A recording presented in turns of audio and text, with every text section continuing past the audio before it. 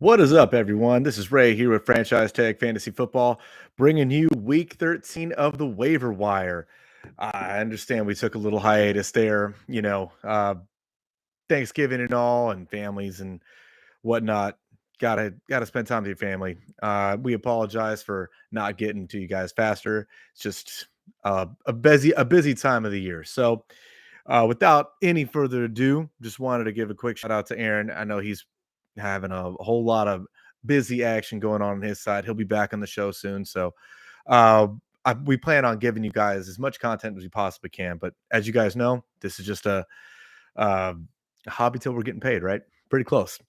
Let's just jump right into a little bit of the news from this last week 12 and see if there's anything else that you guys might want to talk about. Just go ahead and drop it in the comments below, and I'll be getting right back to you guys as fast as possible. So, Damian Harris dealing with a thigh injury is not expected to play Thursday. Najee Harris got hurt tonight. This is recorded as of Monday night. Najee Harris got hurt tonight. He didn't come back out with an abdominal injury. Not sure what his status is going to be going forward, but we'll monitor it for you and give you guys as much information as possible. Kyle Shanahan reports that Elijah Mitchell is expected to miss 6 to 8 weeks with a knee injury. I mean, basically just means that CMC to the moon if he wasn't already going there. Let's go and take a little scroll a little further down. Aaron Donald is dealing with an ankle injury. I know we don't talk a whole lot about defensive players, but with the defense, it was already kind of porous. Losing Aaron Donald kind of bodes a little less so for the Rams defense. Melvin Gordon signing with the Chiefs practice squad. Just seems like they're just picking up whoever they can off of the old waiver wire themselves. I don't necessarily think that's going to be a good pickup for anybody right now. That backfield is so crowded. I mean, Ronald Jones got involved. Who wants to be any part of that, right? Darnell Mooney likely his season is over with an ankle injury and an ankle surgery. So not even likely, it is over if he has an ankle surgery. John Harbaugh reports that J.K. Dobbins will return to practice this week, opening his 21-day window to be activated to the active roster. I think that it probably how their season's going and how they kind of need a more solidified back. Kenny Drake has been hit or miss. Gus Edwards has been hit or miss. I think that bringing back J.K. Dobbins will bring back a vital part of that offense. And if they want to make a playoff push, that division is wide open right now outside of the Bengals. I think J.K. Dobbins is probably going to be seeing the field a lot sooner than later. Again, something to monitor going forward, but definitely worth talking about. Joe Mixon still remains in the concussion protocol. That's a crazy long time to be in the concussion protocol, I guess. Tony, day to day for the Chiefs, day to day. I don't necessarily want to pick him back up after he burned me so bad. So maybe somebody else wants to be risky. I don't know. I don't like it. Travis Etienne, he was medically cleared to return on Sunday, but they didn't put him back in the game. I think that has something to do with Hasty looking so good. We're going to talk about Hasty in a little bit here, but man, I don't know. It's looking like there might be a little timeshare there now. Hasty looked good in Etienne's absence. So, and especially it being a foot injury again, it's definitely scares me off of him being an absolute smash weekly start going forward. I'm going to go ahead and keep scrolling down here. Sorry, it's kind of a little discombobulated. This is my second time doing this by myself, so bear with me a little bit. Jamar Chase, hip, will return this week. Most likely he's going to play this week. And Calvary's coming for the Bengals. They're looking like they're getting ready for a big playoff push. So if you got Jamar Chase, I think that kind of hurts Tyler Boyd obviously the most. I don't necessarily think that hurts T. Higgins. I think that kind of maybe helps him a little bit. Now he's not the number one. He's a 1B in that situation. I like that Jamar Chase coming back. Let's see if there's anything else that I'm missing here. Deshaun Watson. I know it's been a long time waiting. He will be activated and most likely play this weekend. He didn't look good in preseason. I know that doesn't tell you a whole lot, but I would temper expectations on Deshaun Watson, unless you were the Justin Fields owner or you've been struggling at quarterback trying to stream somebody all season, I think it'd be worth taking a shot on. I think that the Browns' offense has seemed competent enough with Jacoby Brissett. So bringing in a better quarterback in Deshaun Watson, bringing him into the fold, has to help, right? That's what the hope is. That's why they're paying him $100 million. So uh, I think it's going to be a tough call to put him in the lineup. Some other notes to kind of go by. Some things that I noticed over the weekend, just kind of perusing over things. The Broncos are in some of the most serious problems right now, and it's all predicated on Russ and the contract that they have. They're locked in for him for 6 years. 6 years of what we've seen so far, not good enough play. Um, I don't know what they do. Maybe make a trade for Jordan Love. I don't know. Speaking of Jordan Love, Aaron Rodgers got hurt this weekend, and I don't know if the Packers are even viable to get to the playoffs at this point. I don't think that they can. So I don't see a reason why Jordan Love isn't put under center and seeing what he's got and maybe try and make a move that way. I'm not too sure. Uh, Zach Wilson getting benched, getting to watch Mike White be so much better under center than he has ever been throughout this whole season. Whew, that's tough. That's tough to spend a first round pick on somebody that doesn't look like he's going to be the guy. It was kind of weird as he was the second overall pick in the draft to say that how talented he was. I think it's kind of weird. I mean, he played at BYU. He didn't really have anything standing out as a player. He wasn't the prolific passer that either Trevor Lawrence or Justin Fields was. So it was kind of weird to see that as that draft pick now talking in hindsight. But if Mike White's going to be in, or if Joe Flacco's going to be in, if anybody else is going to be at quarterback, man, Garrett Wilson looked good. And he's looked good every time with another quarterback that's not Zach Wilson. So again, something else to monitor. We'll talk about it again on our next episode when we get a little more information during the practice weeks and what coaches are going to be doing. But I can't see them being a contender with Zach Wilson. And I think that the route now is to go to Mike White. And I think we're going to talk about him in a minute. Um, Anything else that really stood out to me? Latavius Murray looked pretty good, even on a bad Broncos offense. He looked good. It's crazy what happens when you give a guy all of the workload, right? Trying to think anything else that kind of jumping off the page right now, but off the top of my head, nothing I could think of. So let's move into the waiver wire. Now, this is going to be a pretty quick show. Uh, Again, I think that the waiver wire, we can kind of surmise that playoffs are right around the corner. These are these are going to be the things we're beginning to be picking up, getting in our lineups, and I'll try and give you guys an estimate of what I would spend on Fab if you're in a Fab system, or if you would burn a top priority on your waiver wire. And this is to preface this. This is a time of year where if you do have money left, if you have a need, if you need to be buying wins, this is the time to spend it all. Get rid of it because you can't take it with you. Once the season's over, season's over. So this is when I would, if you have to buy in now, this is when you're going to buy in. So talking about some quarterback streamers, quarterback pickups that I would say. Jared Goff against Jacksonville right now, that offense looks like it's kind of rolling. And as long as Amon-Ra is involved, as long as Swift and Jamal can kind of carry the load, I think Jared Goff is a decent enough start to get you through a week. Excuse me. Jimmy Garoppolo against Miami. Now I know he got hurt, and we're going to be monitoring that throughout the week, but against Miami, he's going to have to throw. He's going to have to. He's going to have to put up points. Let's say Christian McCaffrey takes a screen pass to the house. I'm sorry. Screen pass to the house. You guys got points for that. Brandon Ayuk has looked like he's the number one guy in that system. Say he catches another couple touchdowns. Pretty nice situation here. And Miami's defense has looked porous all season. I think Jimmy Garoppolo most likely is going to be my quarterback stream and start of the week. If you had to pick something up off the waivers, and Mike White going up against Minnesota, they just got boat raced. I just I think that with the offensive pieces that they have in place, with Michael Carter, with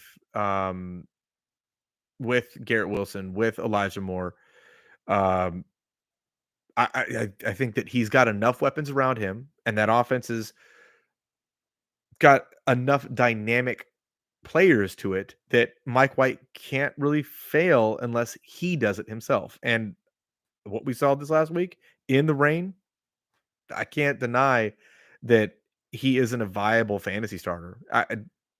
Honestly, I just don't.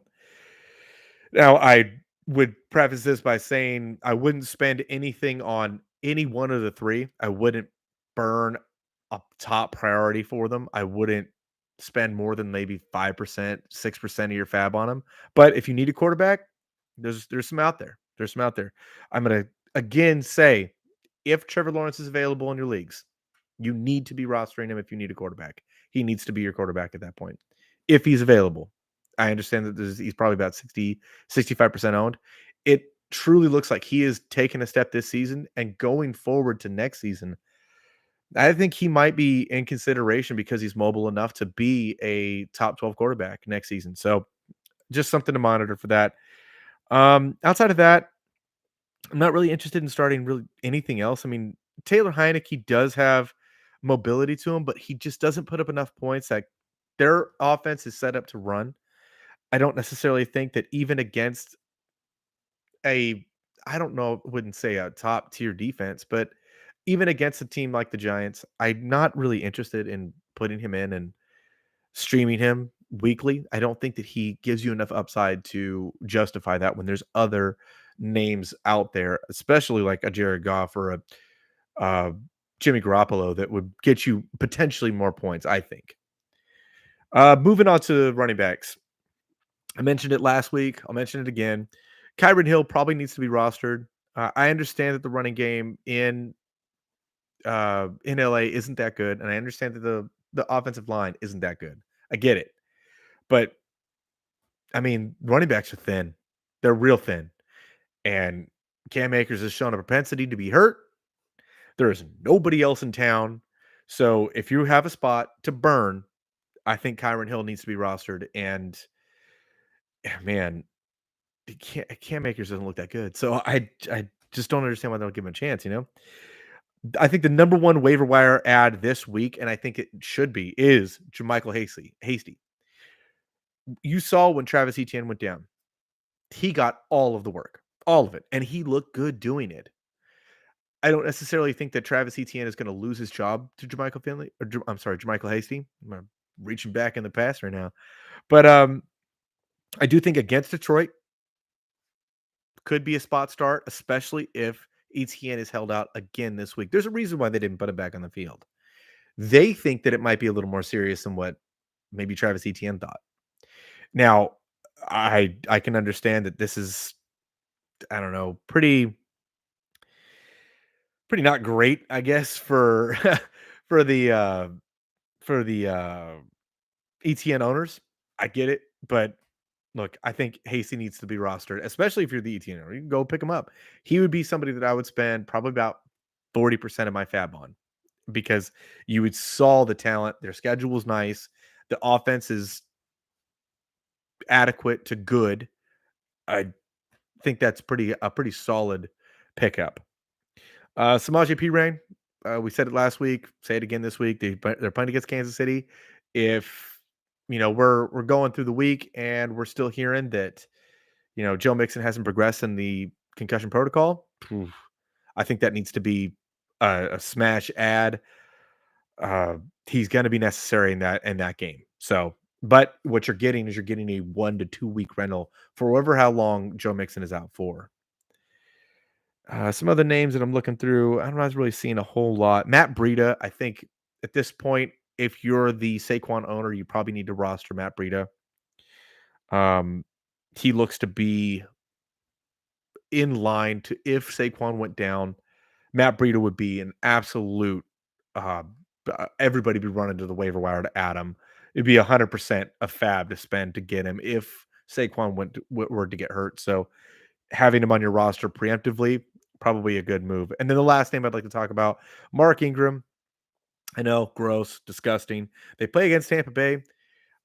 You're going to look on your formats. You're going to see, oh, this is a red team. We can't play against this. We can't run against Tampa Bay. No, they've been giving up on the ground. They've been giving up a ton of yards. Running backs have been productive against them. Mark Ingram has shown that he is still productive, and man, Kamara really hurt you this week. Let me tell you, I think he is hurt. He might get sat. Definitely something to monitor. I wouldn't spend a whole lot on Mark Ingram. Wouldn't spend maybe more than 10% of my fab. He would probably be lower in my waiver wire ads. But just again, if we're getting more news that Kamara is going to be out, he needs to be rostered. He needs to be added. He needs to be started. Uh, if you have the room, really. Um, Moving on to receivers here. Mac Hollins again shows up. I don't know if I would really burn a whole lot to get him, but it's tough because he was a part of that offense this last week, and he's shown flashes, right? But his base and floor is so low that it just kind of scares me off a little bit. I'm not sure if I would add him. I wouldn't unless you're in a deeper league. I'm not sure if I would add him. Maybe like a 14-man league, a 16-man league. Mac Hollins probably needs to be rostered in those. I would advise anybody out there. I understand that it's probably a little late now. We talked about it a couple weeks ago. Talked about it last week. But Treylon Burks, if he's still out there, he's available in 30% of leagues across SleeperBot's format. I think he needs to be added. He's shown a lot of flashes in the last couple games. He's back from the injury. He's Tannehill's number one target right now, with 6 targets, 8 targets. He's sitting at 11 receptions in 2 weeks and just under 200 yards. I think that he would be probably my number one receiver ad if he's available, but understandably, he's probably not going to be available in a lot of leagues. Jameson Williams. This is a name that I really want to bring up because what you're seeing out of Detroit's offense is they desperately need that deep threat guy. It it opens things up for Amon-Ra. It opens things up for DeAndre Swift. It opens up things for Jamal Williams. It opens up the whole offense. DJ Chark has been in that role for this whole season, right? He's been that guy. But Jameson Williams is a whole different player than what DJ Chark could ever be. He is what a bona fide downfield threat would be. I think that his comp is probably Jamar Chase. Not saying that he's going to be that, or if that's what he's going to walk right into to steal the show. I don't think that's how it is. But his skill set and his comp is Jamar Chase. That's why he was drafted so highly. I think that if you have a spot, if you're able to, if he's still available in your leagues, he needs to be added. He needs to be rostered. He's available in 53% of leagues. I think that's definitely a good ad if you can get him. Now, I think that one of the deeper names, and I understand he blew up this week, is Zay Jones. Zay Jones has quietly been having a pretty decent season, right? I think he's sitting around probably.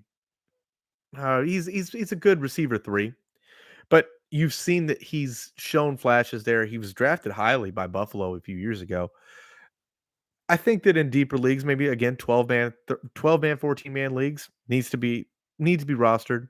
I don't necessarily think he needs to be started, but if you're in a pinch, he can be started for sure.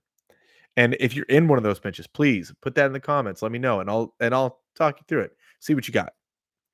A couple more names that I wanted to talk about here. Jawan Jennings for again deeper leagues. He's always involved, right? He seems like he's always getting involved. Real deep leagues though, 16-man league. Robert Woods, if he's available, I think he might help you out a little bit there. He's seen at least 6 targets in the last 3 weeks. Now I know that he didn't have a great week last week, but again, things are thin, deeper leagues. He's available in 42% of leagues. I'm sorry, 68% of leagues. So a name to look at. And then I think that might be it for receivers. I think it is because I'm looking at a bunch of different names that I don't like. So we're gonna move on from that. I want to bring up one name real fast because I know that there's definitely gonna be uh some thoughts about it. If he needs to be rostered at this point, if he doesn't need to be, and that is Drake London. And I'm trying to pull him up right now. Just give me one quick second. I just had him right here in front of me. It's crazy. Drake London. So he is 76% owned. I don't think you're going to see out there, if he's available, that, he's playing against Pittsburgh. It's a green defense, whatever you want to call it. It's an easy start. I don't necessarily think they are. I don't think they are. They have a great pass rush. Mariota has not looked great. He's not throwing the ball very much at all during a game. So you're just hoping for a touchdown. And I don't think that I would hope for Drake London to be that guy. So I wouldn't be adding Drake London. And I know that there's going to be at least some questions about it. So that's how I feel about it. Moving on to the grossest position in the NFL, tight end. Taysom Hill, tough start. He's 68% available, but outside of a couple weeks, he hasn't really been anything at all. And I understand they're saying that they need to get him more involved in the offense. And they need to because they're paying him that much. But I don't think that's coming. I don't think that offense is good enough to support any sort of fantasy viability right now, outside of Chris Olave on man on a one of Andy Dalton's best games, I guess. I don't know. It's a frustrating situation because you know that if they brought Jabo in, they brought Jameis Winston in, they would be so much better as an offense. I don't know what Andy Dalton's got on the coaching staff out there in New Orleans. I don't know what he's got, but it's got to be something. Got to be something good, right? Because he's still got a job. Um, Looking through this a little more, Hunter Henry seems like he's getting more and more involved in the offense, but I still hate it. I wouldn't ever start him unless he was the last tight end available, I guess. I don't know. Tight ends suck. Robert Tonyan, he's probably about the borderline of like streamability. And even then, it's not. You're really hoping for a touchdown. What you're really hoping for is if Jordan Love is playing. That's what you're hoping for at this point. Cole Kmet playing against Green Bay this week. I think that you could probably stream something better, but Cole Kmet is most likely my number one tight end ad of the week, just because of how poor the Packers defense has played over the last, I don't know, 13 weeks. Save a couple drives here, a couple drives there. I don't particularly care for any of it. Evan Ingram against Detroit. I kind of like that, but man, his floor is just nothing. That's the tight end landscape, really. And I think that might be it. That might be it for tight ends. Oh, Tyler Conklin. Tyler Conklin. He's 18% owned right now. He's probably the best option at tight end that you can get. I'm gonna make him my tight end, my number one tight end ad. I would do that. So I would go in this order: Tyler Conklin, then probably Evan Ingram. Then if Dawson Knox is available, which he doesn't look like he is, he's 84% owned. He's probably not available. Cole Kmet. So that's the order in which I would go in.